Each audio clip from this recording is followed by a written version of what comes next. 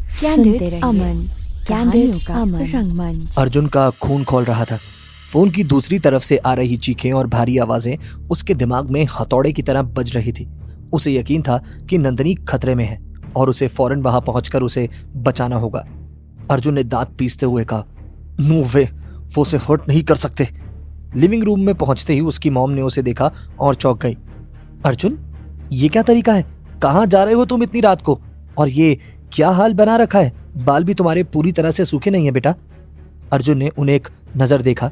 उसकी आंखों में वो बेचैनी और गुस्सा था, जिससे वो अपनी मॉम को देख भी नहीं पा रहा था, क्योंकि वो समझ रहा था कि अगर वो देखेगा तो उसकी मॉम समझ जाएंगी कि कुछ तो जरूर है।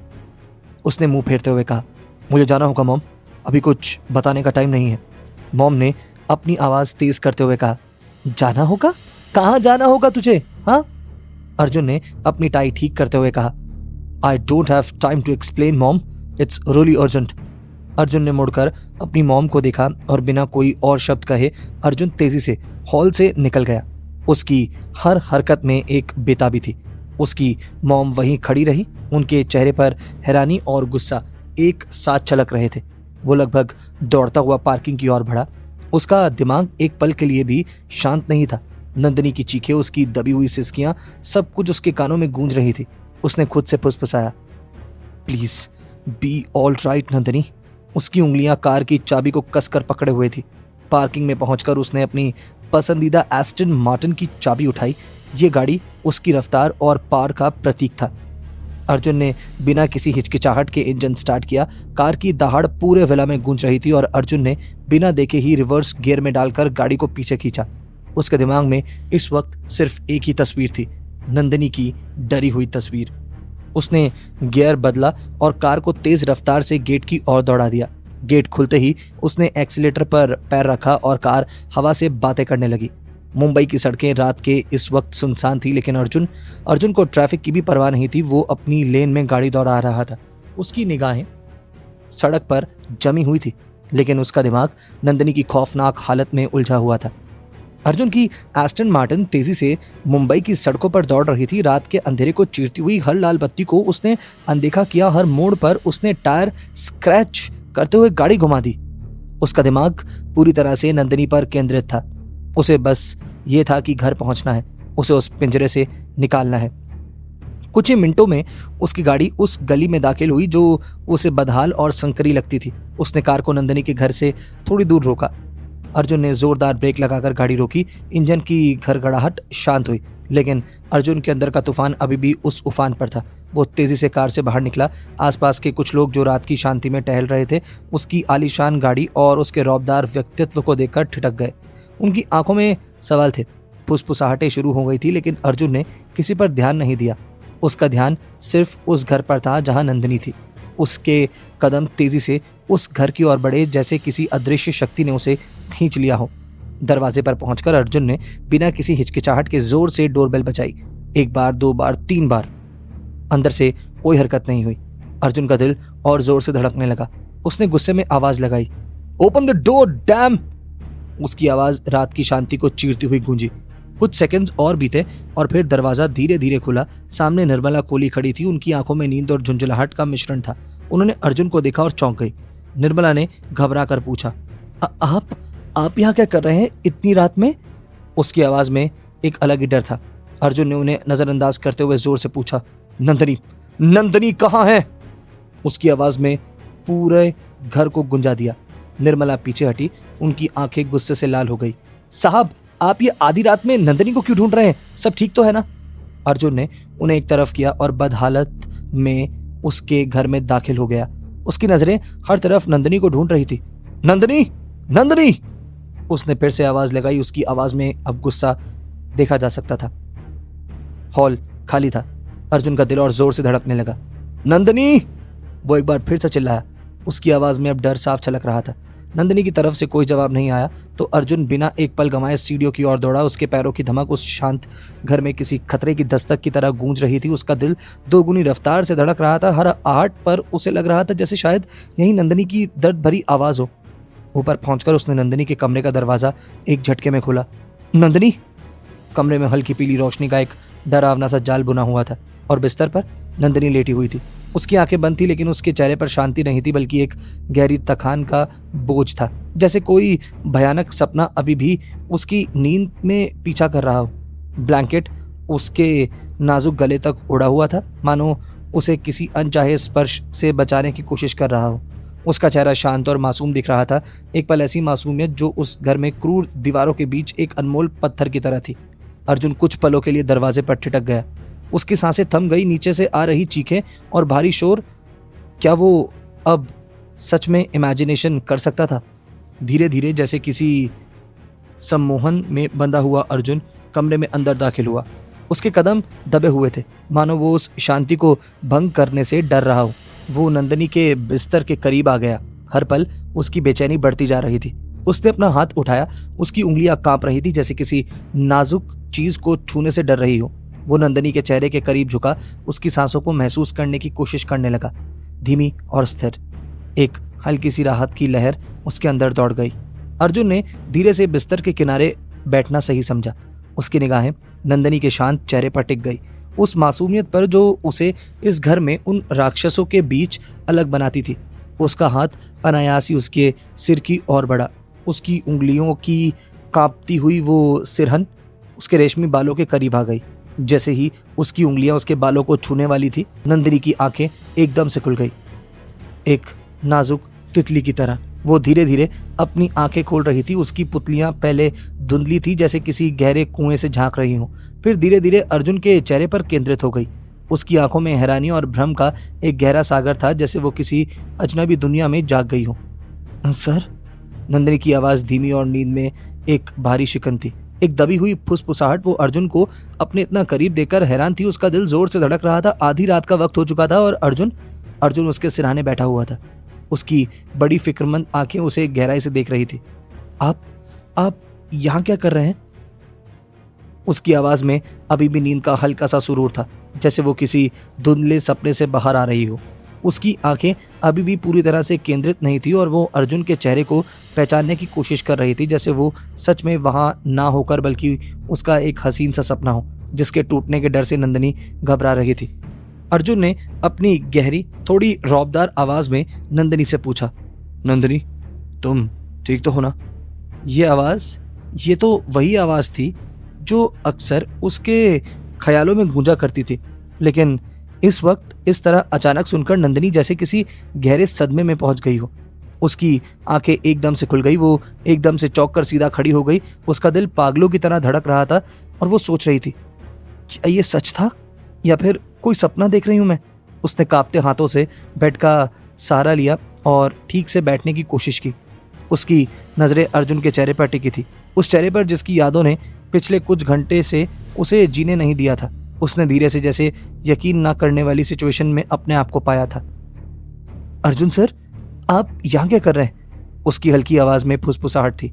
अर्जुन ने उसके हाथ को अपने गाल पर ही रहने दिया। उसकी रौबदार पर्सनैलिटी ने इस वक्त एक अजीब सी कोमलता दिखाई थी, लेकिन उसकी आंखों में अभी भी गंभीरता थी। उसने आहिस्ता से कहा, हाँ नंदिनी, मैं यहाँ तुम्हारे लिए आया हूँ, मुझे आना ही था।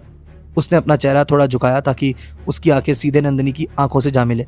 मैंने जो सुना फोन पर, उसके बाद मैं चैन से नहीं बैठ पाया। तुम्हारी वो चीखें, मुझे जाना था कि तुम ठीक तो हो ना, या मेरे लिए कोई काम है तो बताओ। Let me do it right away. Arjun ने एक पल के लिए अपना हाथ हटा लिया और फिर बहुत प्यार से लेकिन फर्म तरीके से नंदिनी का चेहरा अपने दोनों हाथों में ले लिया। उसके अंगूठे हल्के हल्के उसके गाले को सहला रहे थे। उसकी आंखों में अभी भी वही सवाल था जो उसकी आवाज में था। नंदिनी, मेरी बात सुनो, मुझे सच बताओ, क्या तुम ठीक हो? तुम्हें चोट तो नहीं लगी? कुछ हुआ तो नहीं? अर्जुन की आंखें सीधे उसकी आंखों में देख रही थी। उन आंखों में से अपने लिए फिक्र नजर आ रही थी उसे, एक ऐसी फिक्र जिसकी उसे इस वक्त सबसे ज्यादा जरूरत थी। वो कुछ कहना चाहती थी, चिल्लाकर सब कुछ बता देना चाहती थी, लेकिन तभी दरवाजे पर एक साया दिखाई दिया। ये निर्मला कोहली थी, नंदिनी की सौतेली माँ। उनकी एंट्री बिना किसी आवाज के हुई थी, जैसे कोई बिल्ली दबे पांव आती है। वो वहीं दरवाजे पर खड़ी थी, हाथ सीने पर बांधकर। उनके चेहरे पर कोई एक्सप्रेशन नहीं थे, लेकिन उनकी आंखें सीधे नंदिनी पर थी। निर्मला की आंखों में एक कोल्ड, डरावनी वार्निंग थी, एक इशारा था जो साफ कर रहा था, खामोश रहो, एक लफ्ज भी नहीं तो अंजाम बुरा होगा।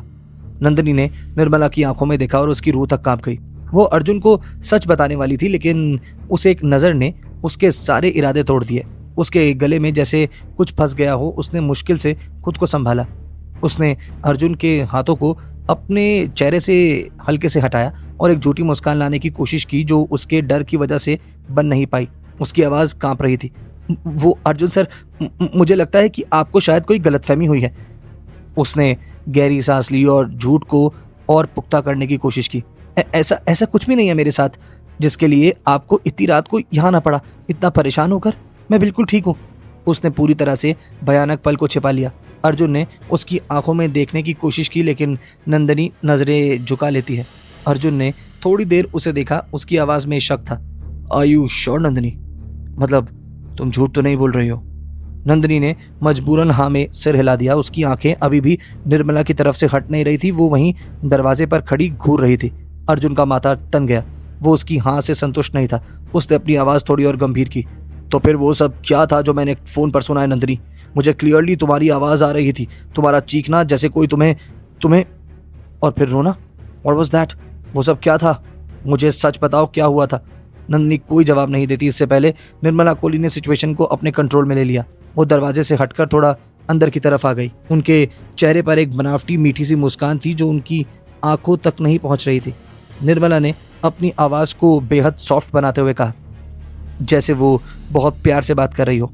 अरे बेटा अर्जुन, तुम इतनी सी बात पर इतनी रात को परेशान होने यहाँ क्यों आ गए? नंदनी ने तुम्हें परेशान कर दिया ना? उन्होंने नंदनी की तरफ देखा। उनकी आंखों में वही कोल्डनेस थी जो पहले थी, लेकिन आवाज में शक्कर घुली हुई थी। अरे बेटा, वो तो टीवी देख रही थी, कोई हॉरर मूवी या कोई ऐसा ड्रामा सीरियल चल रहा था। निर्मला अर्जुन की तरफ घूमी। उनकी बनावटी मुस्कान जस से तस थी। आजकल के सीरियल्स में चीखना चिल्लाना तो आम बात है। आपको शायद आवाज़ ठीक से नहीं आई होगी फ़ोन पर, या शायद वॉल्यूम बहुत हाई होगी टीवी की, इसीलिए ऐसा लग रहा होगा। उन्होंने एक गहरी सांस ली जैसे वो बहुत महान बात कर रही हूँ। देखो बेटा, वैसे भी नंदनी को पाल पोस कर मैंने ही बड़ा किया है। बचपन से ये मेरे साथ है। इसकी हर आदत में मैं वाकिफ़ हूँ। आपको तो अभी कुछ टाइम हुआ है ना इसकी ज़िंदगी में आए हुए। निर्मला ने अपनी आंखें एकदम से ऊपर कर ली। निर्मला ने यहाँ अर्जुन को जता दिया कि नंदनी पर उनका ज़्यादा हक है। फिर उन्होंने एक बार फिर नंदनी की तरफ देखा। उनकी आंखों में धमकी साफ तौर पर नजर आ रही थी। पहले तो ये मेरी बेटी है, फिर आपकी कुछ है, क्यों नंदनी? उनकी आंखें इस वक्त इतनी बड़ी और डरावनी लग रही थी कि नंदनी के हाथ पैर ठंडे पड़ गए। वो जानती थी अगर उसने सच बताने की ज़रा भी कोशिश की तो बाद में उसके साथ क्या होगा। वो निर्मला के गुस्से का अच्छे से शिकार हो जाएगी। डर के मारे और निर्मला की आंखों के सामने नंदनी ने एक बार फिर मजबूरी में हाँ में सिर हिला दिया। उसकी आवाज़ नहीं निकली, बस सिर हिला दिया। अर्जुन ने सब कुछ देखा। निर्मला का दरवाजे पर आना, नंदनी का चेहरा देखकर डरना, निर्मला की आंखों का इशारा और फिर निर्मला का इस तरह से सिचुएशन को हैंडल करना। वो जानता था कि कुछ तो गड़बड़ है। उसके इंस्टिंक्ट्स कह रहे थे कि नंदनी झूठ बोल रही है और निर्मला उसे झूठ बोलने पर मजबूर कर रही है, लेकिन इस वक्त वो कुछ भी नहीं कर सकता था। इस माहौल में नंदनी से सच उगलवाना उसे और भी मुश्किल लग रहा था। उसने एक गहरी सांस ली और उसकी आंखें नंदनी के सहमे हुए चेहरे पर टिक गई। वो झुका बहुत आहिस्ता से और नंदनी के माथे पर अपने होंठों से छू लिया। एक हल्का प्रोटेक्टिव किस, जैसे कह रहा हो मैं जानता हूँ और मैं वापस ज़रूर आऊँगा। उसने उसकी आंखों में देखा एक पल के लिए, जैसे कोई अनकहा वादा कर रहा हो। फिर उसने सीधे होकर उसकी आवाज़ पहले से थोड़ी सॉफ्ट कर ली, लेकिन उसमें अभी भी वही गहराई थी। ठीक है नंदनी, अपना ख्याल रखो। मुझे सुबह तुमसे कुछ बात करनी है। मैं सुबह तुम्हें लेने आऊँगा। इतना कहने के बाद अर्जुन नंदनी के पास से खड़ा हुआ। उसने निर्मला की तरफ एक नज़र देखा।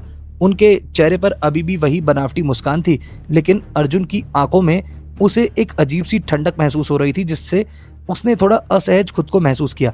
अर्जुन ने कुछ नहीं कहा, बस मुड़ा और बिना पीछे देखे कमरे से बाहर चला गया। अर्जुन तेजी से उस घर से बाहर निकला। जैसे जैसे वो गलियारे से गुजर रहा था, उसके दिमाग में एक तूफान चल रहा था कि उसने ऐसा क्यों किया। नंदनी के माथे पर तो इस तरह किस कैसे कर सकता है वो तो सिर्फ बॉयफ्रेंड होने का ड्रामा कर रहा था, तो ये कनेक्शन क्यों महसूस कर रहा है वो? उसने खुद से सवाल किया।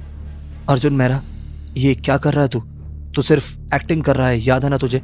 इसे पर्सनली मत ले।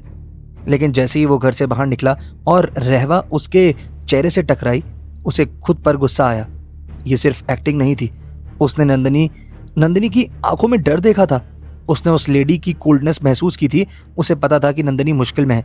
वो अपनी कार में बैठा। दरवाज़ा बंद करते ही उसे लगा जैसे उसने उस घुटन भरे माहौल से आज़ादी पाई हो।